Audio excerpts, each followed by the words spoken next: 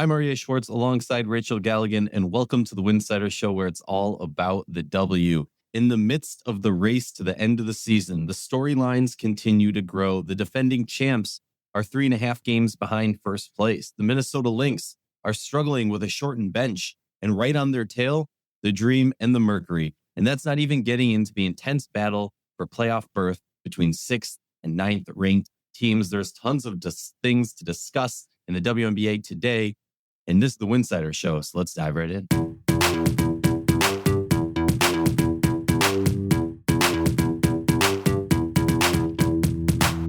If you like our show, please consider joining our Patreon community, patreon.com/Winsidr. That's patreon.com/Winsidr. For less than a cup of coffee a month, you can directly show support for the hard work we do covering the W. And don't forget to see our amazing staff's written content on winsidr.com. That's winsidr.com.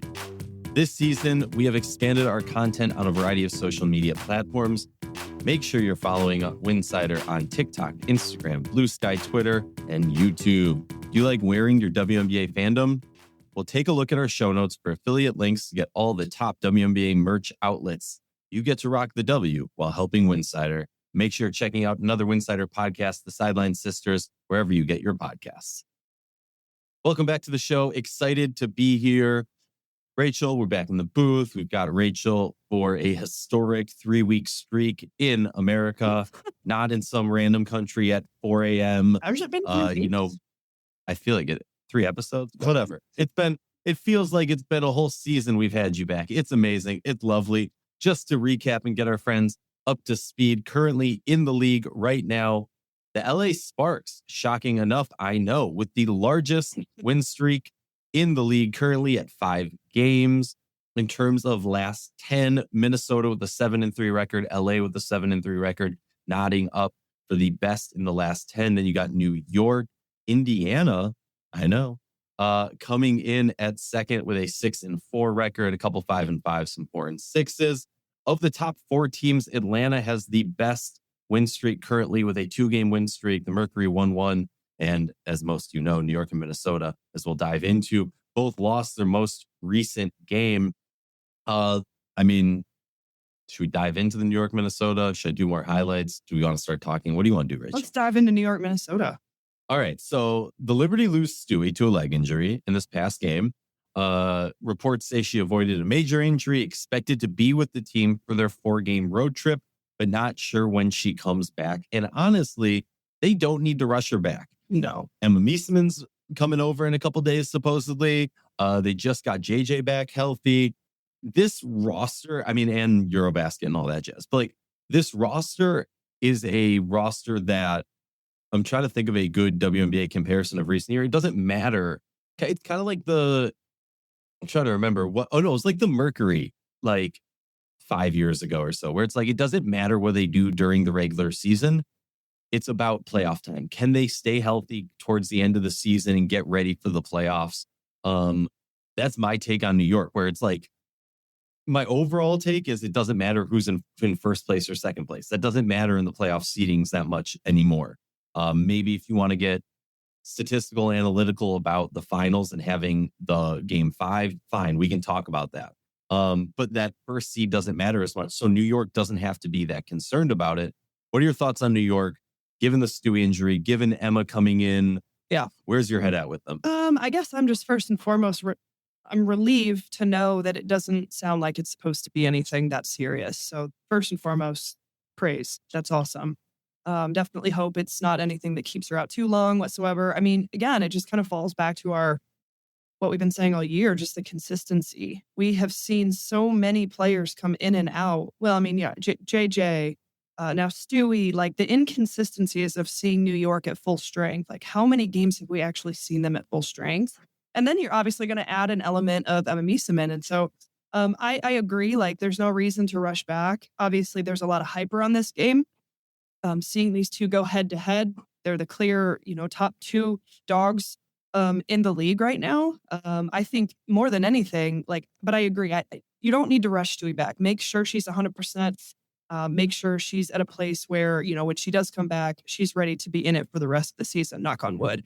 I think more than anything, it's the Minnesota Lynx, and their ability to bounce back from that game, that loss to Atlanta on Sunday. An interesting game, and I don't want to get too far ahead into that. I'm sure we'll talk about it here soon, but it kind of just feels like this is on brand with how this entire season has gone, with inconsistencies, injuries, and like premier moments on national television that have like not been able to have everybody at 100%.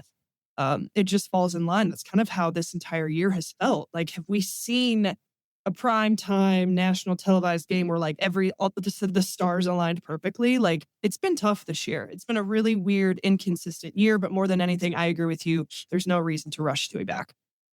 Yeah, no, it's been crazy. I mean, you just talk about Asia Wilson's been out for a little bit. Fee's been out. Stewie's been out. JJ's been out. Caitlin Clark's been out. Right. Angel Reese has been out. Ryan Howard's out. Yeah. Marina, like, there's been so much top talent that has missed games. Yes, that is extremely important. The reason we're talking about specifically Minnesota, New York is we're finally going to get the rematch on Wednesday this week, probably the day this episode drops or in the day after we drop. We're finally going to get the finals rematch. We can dive into prediction. Like, it's amazing that it's taken this long. Right? Like, that's insane. It's like, dude, excuse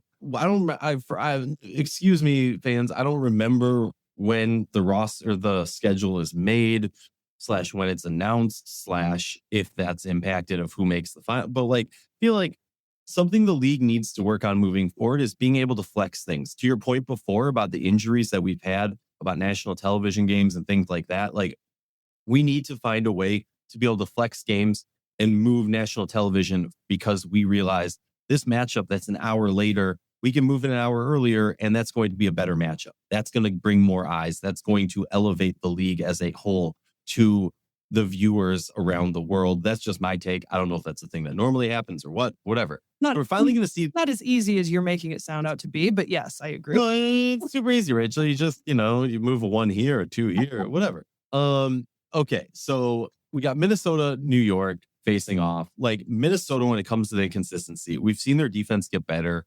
We've arguably seen maybe even one complete game from them. And it was that recent game where they put a shellacking, I believe it was on the Aces, 109-78, and had Asia Wilson sitting for basically the whole second half, which I don't think I've seen in a very long time. There's a lot of elements to this. And look, we'll touch on this a lot throughout this episode, a lot throughout other episodes before August 7th. But August 7th is the trade deadline. If there's a team, like, let me be blunt, and you can call me out and say that I am too focused on Minnesota because I'm from Minnesota. Maybe I'm being biased here. When I look at the teams around the league, it's clear to me there's one team that needs to make a move. And maybe that's ridiculous because they're in first place by 3.5 games, but it's Minnesota. There's a lack of depth. I understand. Like, Minnesota and New York had easier schedules in the first half of the season. Minnesota now has one of the harder, if not hardest schedules, the second hardest, I believe, according to Tankathon, for the second half of the season. They need more depth so that they can be healthy going into the playoffs. They don't have Zambalacini this year. Samuelson goes down with an injury. They waive Peely, supposedly, maybe because they thought they were getting Emma. Now they're not getting Emma. And now Natisha's been banged up. Alana Smith keeps getting banged up.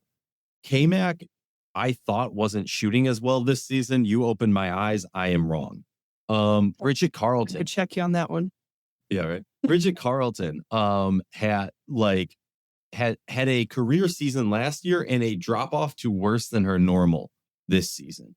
And then Natisha Heidemann, who's scoring at a higher clip, which is needed for this team. Her 3-point percentage is down. So for me, I'm looking at what this team needs, and I've been saying this for a very long time. So maybe I'm just like, beating my chest, like, oh, I've been right, or like, they are looking perfect. So clearly I'm right. I don't know. Everyone thinks they're right, but they need a 3-and-D.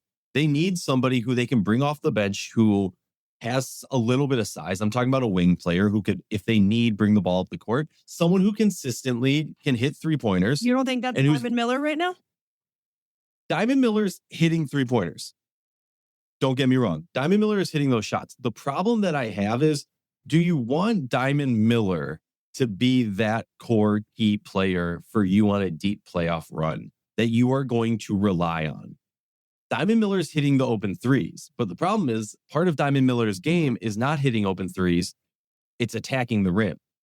And how do I say this in a polite way? I'm seeing the same problems we saw in her rookie year of her inability to finish. So if there's probably a much more technical way that I could talk about this that the words are escaping me right now, Rachel. So feel free to translate this into basketball terms.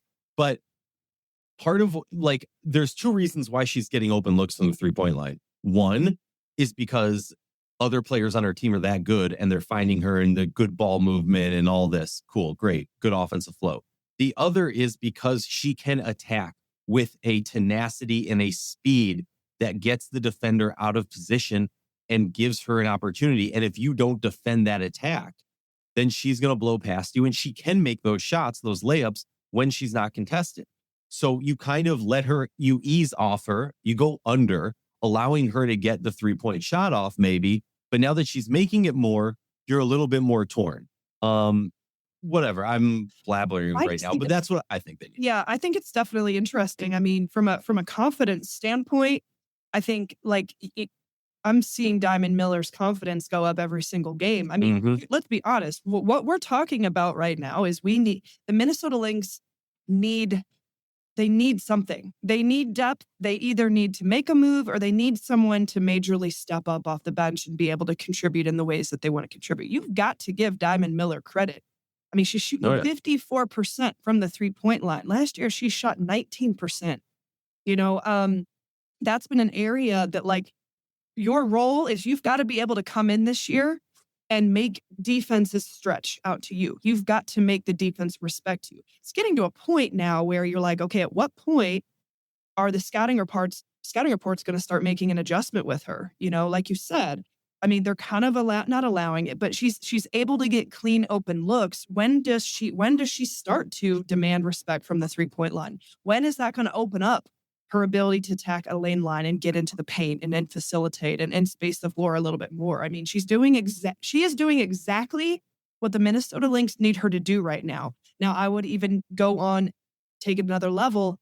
It needs to keep going. Like it can't just be, 4 and 1-3 a game. They need to get a little more production out of her. She can give them 6-7 a night, maybe a couple threes, maybe, right around the rim being impactful. That's what they need, because it just feels like Bridget Carleton's numbers and his struggles are just a little bit down. K-Mac. Yes, her numbers are not as bad as you were thinking that they were. They're not bad. I mean, it's Kayla McBride, but are they what they were last year? No, it's just a hair percentage different. And so when you combine that across the board of some of these players and their numbers or maybe inconsistencies, it's just kind of bumped this team down just a stretch. And I know that sounds weird to say because they are number one, and they're 3.5 games ahead in the standings, and Nafisa Collier's playing like an MVP. But I guess what I'm trying to say is if everybody could elevate their play just a half a step more, that's what takes this team into, a deep playoff run, into a championship this year. Or, like you said, is there a move to be made to help make that up? I don't know. And again, this is what I'm talking about with you. Is it a move, or is it they need a little bit more production? Just, again, a hair more production from everybody outside of Nafisa Collier, just a hair more. Then does that fill the gap, or do they need to make a move? And if they make a move, who is it? Who is it? No, I think that's the conundrum, right? Between those two, it's, do you need to make a move? And if we can't, to me, we're trying to make a move. If we find a player that we can make that move and it doesn't seriously hamper us by giving something up, then okay. Or can we rely on our team? Everyone needs to, tighten up their bootstraps and just do a little bit more. Right. To your point, Diamond Miller is averaging around 1.1 3-pointer attempted per game. She needs to be shooting more of those. If Bridget Carleton's not hitting her shots, and that was such a big element for this team. Bridget Carleton's a great defender. She's going to do the right thing, make the right passes, help a team. But if she's not producing offensively in terms of scoring output, that's going to be a huge hamper. And so I look around the league and I think to myself, who are these players that could really put them over the top? Obviously, Marina Mabrey is going to be someone who's talked about a lot. Obviously, somebody who maybe like an Alicia Clark is somebody who's been discussed at times. The other thing is you have to look around at, do they want a young player or are they looking for someone a little bit older that they can rely on in a deep playoff run? And then also, like, are we looking for a trade? What would we have to give up? Or are we looking to try and pick up somebody off the free agency market where then we don't have to give something up? I've also got one more thing I think is really fascinating. Like Diamond Miller, her rookie season, like, did we forget she averaged like 12 points a game in about 26 minutes a game back in 2023? This year, averaging 4.3, but in the last 3 games, when they've really needed that type of production, she's averaging just under 8 points a game. So that's the type of production I think, like, that step that Diamond Miller can take. Like she wasn't giving them what she's giving them now earlier in the season. Part of that had to do with rotation and minutes and, who was healthy at that time. But if she can bring in 8 points a game and be able to stretch the floor, that's what they need. And then again, with the others as well. So I was just looking at her numbers and I found that fascinating. I didn't realize that she was putting up those types of numbers in her rookie season. Yeah, well, that rookie season was not the best season for the Lynx, where they were kind of a little bit more okay running things, just letting her run and gun. Well, I'm just confident. No, you point. She totally. She can do it. She's got to be, in my mind. I'm looking at Diamond Miller, thinking like, we need you to take this step. As a 3-year, you're now kind of a somewhat of a vet in this league. Like you've got to give us 8 a game. You've got to be. And the one thing that'll push back against my own take is that you look at this bench depth, right? Jessica Shepard. I mean, she's putting up doubles off the bench. She could be a starter on a lot of teams. She is their core bench piece. Natisha for the front court. Natisha Heidemann for the back court. Like Natisha Heidemann's putting up better numbers than last year. Jessica Shepard wasn't there last year, so she's putting up similar, if not better than Dorka. Fine, great. You got Masha, who's adding that size. There's just, honestly, to me, it totally comes down to a Bridget Carlton who is not producing. And I haven't looked at Alana Smith's numbers last year to this year, but it feels to me like we're so dependent on that bench production because Bridget Carlton is not producing offensively in the same ways that we saw last year. And so everyone needs to come together. If she's putting up 8 points, that means everyone needs half a point. Everyone needs a point more per game. And yes, we've added Jessica Shepard, but now it's putting that stress on a Diamond Miller to do just a little bit more, and so on and so forth. Let's talk about the Atlanta Dream, though, Rachel, because 2 wins, beat the Mercury, beat Embiid's return to Phoenix. Now they beat Minnesota. Minnesota's first loss at home of the season. Atlanta's looking good. And look, they're doing this without Ryan Howard. Obviously, they want Ryan Howard back for the playoff run. When you look at a team like Atlanta, this is where I struggle. So I want to ask you, because you're wiser than me. When you look at a team like Atlanta, it's hard to know, kind of like, maybe this was true with Seattle times. It's hard to know, like, at what point do we know that, like, they've gotten it together, that they've strung enough that we can build some confidence on it? Or are we still like, because this is a new team with a very new roster, you know what I mean? Like, when can we say, oh, it's meshed together? This is the pitfalls of what this team is, or, oh, they're still getting together. They're still trying to get each other, get used to each other. I think it's going to be this way all the way up into the playoffs. And if you're the Atlanta Dream, you're just not hoping, but you're working towards playing your best basketball at the right time. I mean, we saw last night when they beat Minnesota, Brittany Griner put up a season high 22 points. Like they can actually play to and through a lot of different players, a lot of different ways. And I think that's the interesting thing with Atlanta is, like, one night they might look like one team, and then the next night they might look like someone else.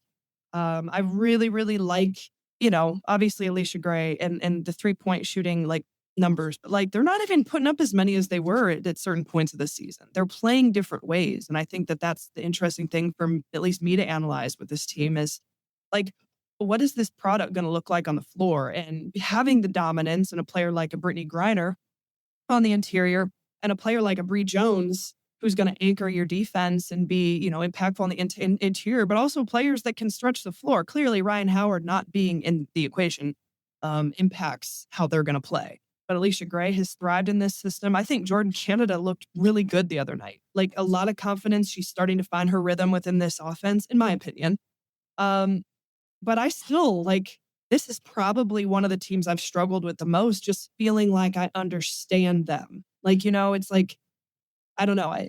It's not a knock on them. It's more, if anything, a knock on me, just trying to watch this team and really feel like we know what their ceiling is. Do we know what their ceiling is? Do we know what their ground is? I don't know. And so then that leads me just to believe no, they're not 100%. What is Ryan Howard's timetable?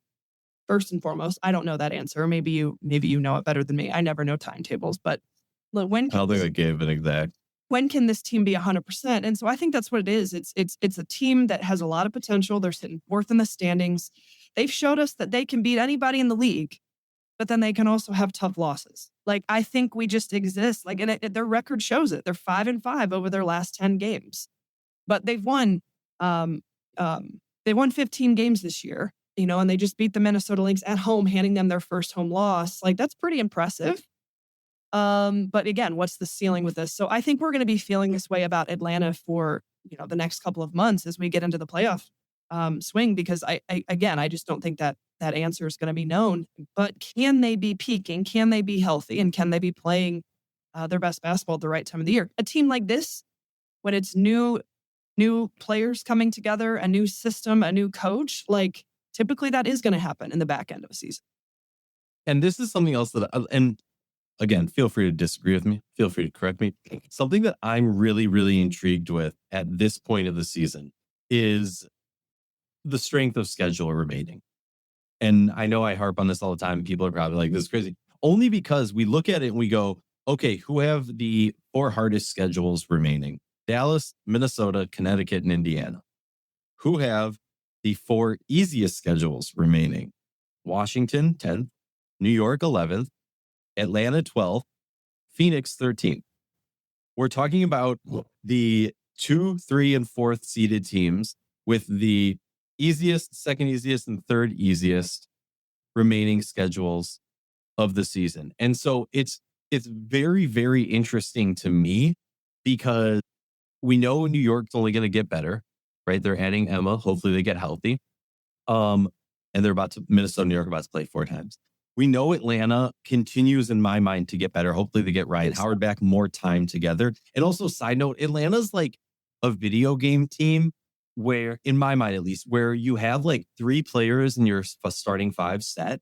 And then depending on who you're playing, you shift those last 2 players, or maybe you start the same 5, but your rotations are so different depending on who you're playing because they have the size to go up against true bigs. They have the speed to go up against fast-paced teams. They have the shooting to go up against 3. They really can morph to take on whoever they need to, Correct. Where you can't necessarily say that about a Phoenix. Phoenix can't do that in the same level with the same star power. Minnesota can't do that in the same level, the same star power. New York, I guess, can, but not with the same star power. So definitely very, very interesting in that regard. I find this period of the season to be, because you're debating in your head, you go back and forth, what Rachel, we always joke about this. If we were ever betting, we would always get it wrong because we'll argue back and forth in our brain for so long. You overthink it. Yeah. This team, Minnesota should beat Atlanta, or that's a bad example. Two teams you're not talking about, Seattle and Vegas. Okay. So Vegas, Asia Wilson's been injured, a really embarrassing loss versus Minnesota, and bounced back to get a really, really nice win. A really nice showing from some of the players on this roster that I feel like have struggled, especially of recently. We're specifically talking about the Aces win 106-80 versus the Wings in this past game. Nalissa Smith with 7 rebounds, 11 points. Kirsten Bell gets the start over Jewel Lloyd. She ends the game with an assist, 3 rebounds, and 19 points. And then Jewel Lloyd kind of breaks out of her slump. She had her first 20-plus minute game with 0 points of her career.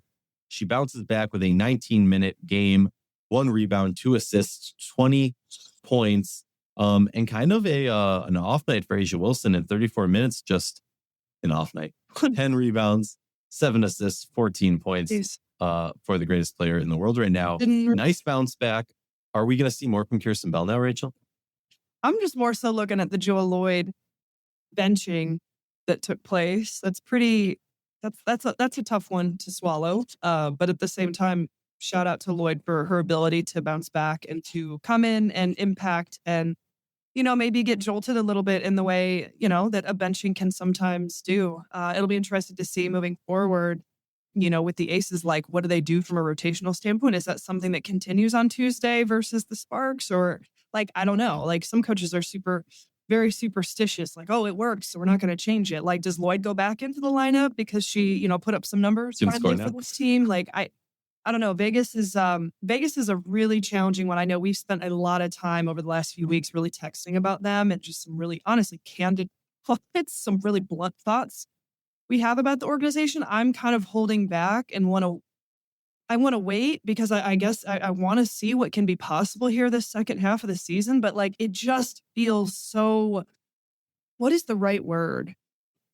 Cringeworthy is like really harsh.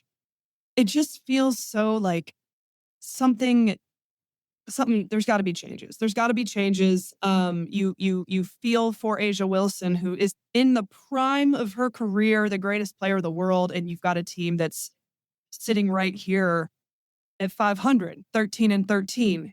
The question is, do they have enough to go make a run? Like, is anyone thinking about them as a contender right now? I'm sure there's some Vegas fans that are, but like, no. Like, do they haven't, like right now, they're wondering like, okay, this is hopefully a playoff team. Like, the expectation went from championships to like, are we even a playoff team? People start questioning that like overnight. And that's shocking. Yeah. And so now like the question is like, what can happen here? It's not even the second half of the season. What's going to happen here the next couple of months with this organization? Can they string together like some excellent play? Because obviously we have not seen that yet this year collectively.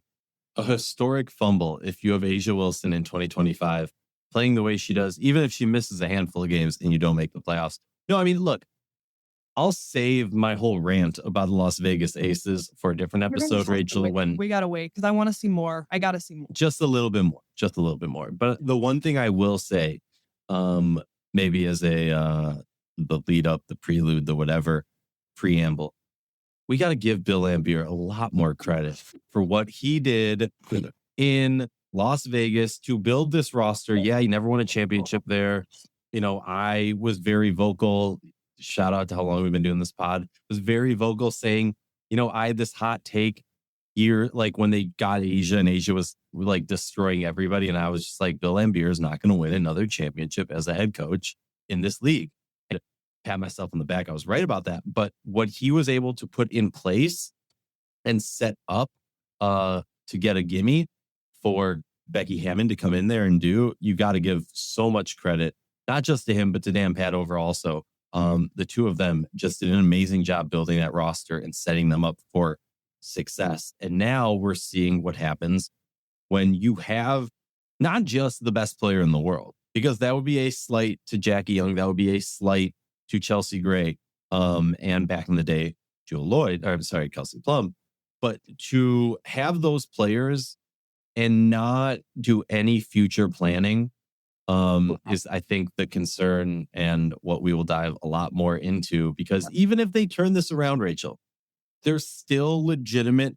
Like, I think that there's this thought process of like, if you win a championship, you can't question because whatever you did worked.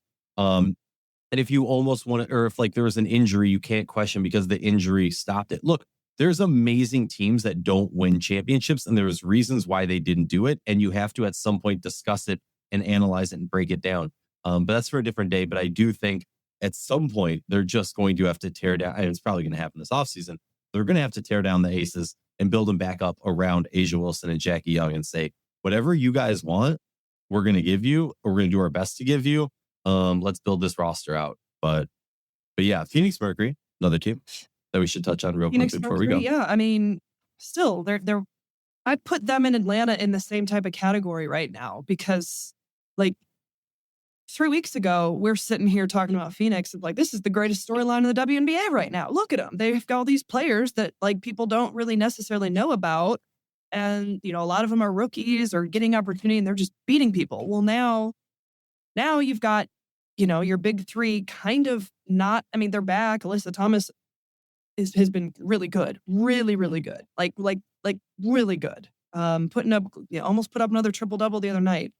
Kalia Copper, I still don't think is 100% into her swing of things coming back. And the Dewana Bonner edition, and so it feels like Phoenix is kind of just, you don't really know what you're going to get any given night. We kind of knew what you were going to get any given night a month ago because like that's what we consistently saw. Now you don't know. Both of these teams, Atlanta and Phoenix, flip a coin. What are you going to get that night? They're both 5-5 over the last 10 games. We could even take it a step further when it comes to, the Seattle Storm. Again, I don't want to touch on it too long. Oh my God. Because that's, yes. But they're also 5-5 right up there in the standings. Like all those teams are kind of right there. I would probably bump Seattle down past them because like there's just some really glaring, like one day they look one way, the other day they look completely that's alarming to me. But I think Atlanta coming off that win against Minnesota, clearly they needed that win. That was a statement win to go on the road, to go into Target Center, to be able to pull off that win and be shorthanded. Like, is this a turning point with the Dream where like they take a next step as a team, as a franchise, and they're able to really kind of elevate and separate themselves from the teams like the Phoenix Mercury and the Seattle Storm that probably have more question marks in my mind right now. Like in my mind, maybe again, a recency bias coming off of that game against Minnesota, but Atlanta is a step above those other two, in my opinion, right now. Yeah, well, it almost feels like with Atlanta, we've seen throughout the season, Atlanta has this, I wouldn't say with Atlanta, it's a consistency thing in the way that I view consistency, because for Atlanta, we've seen them play really, really good, just not have that understanding of each other, have that continuity together, and maybe a few little itsy bitsy things. Like we've seen them have controlling leads and below them. To me, that's not like a consistency issue. That's you're not able to close it. You haven't as a team learned that element of the game. Whereas Phoenix, it's a consistency thing. They had a 3-game losing streak before they just beat Washington the other day. And look, like that's their longest losing streak of the season. They had a 2-game losing streak earlier in the season, but like we're talking about a team that had AT injuries, Satu injuries, Kai injuries, and they were still able to not allow losses to stack up like that. And then Seattle's like, 1 minute for half a game, they look like a championship contender. And then the next game, they look like the Chicago Sky. And like the next game, you know what I mean? Like just ridiculous things happening on the court that you don't expect from a vet savvy team like Seattle. And yeah, so with me, with Atlanta, when they got that win, yes, I fully believe, like you tweeted, Rachel, and you got a little flack for it. If there would have been another minute, heck, if there would have been 30 seconds more of that game, I think Minnesota finds a way to win it. Like if you watch that game, you realize that, like they almost dropped that. What happens now? There were 1,000 delays in that game, and it was a really strange, and those delays alter momentum. That's my whole point. That's my whole point I'm trying to say. Atlanta was hanging on by the skin of their teeth, but yes, they did enough to win the game.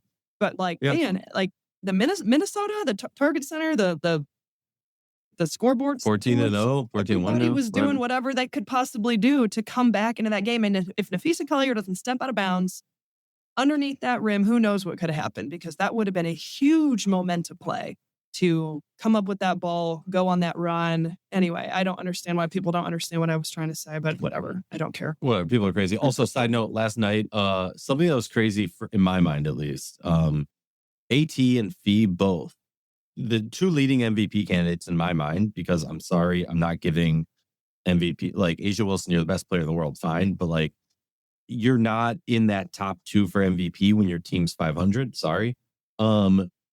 She can be if her teammates get it together and they go on a run. She can be. Yeah, 100%. Again, and I'll die on this hill. If A'ja Wilson's doing amazing things, she is not, who's that Greek person who holds the globe on his back? She's not doing that. You know what I mean? Where to be in sixth place, seventh place, fifth place, and be in the MVP discussion, you need to be doing that. Whereas AT and Fee are doing ridiculous things. They're the top teams, cool, fine, blah, blah, blah.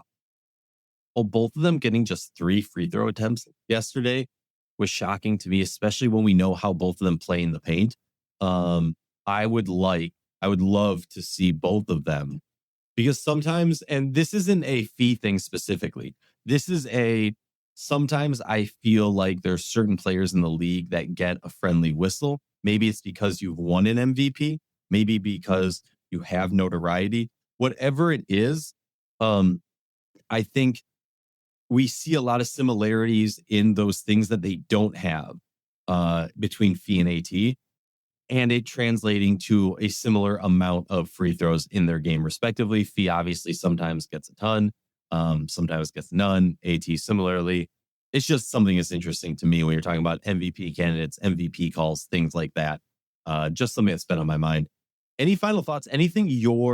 I know as we go into a week, Rachel, we kind of often like to zone in on a team or a game. Obviously, WNBA games coming up this week to pay attention to.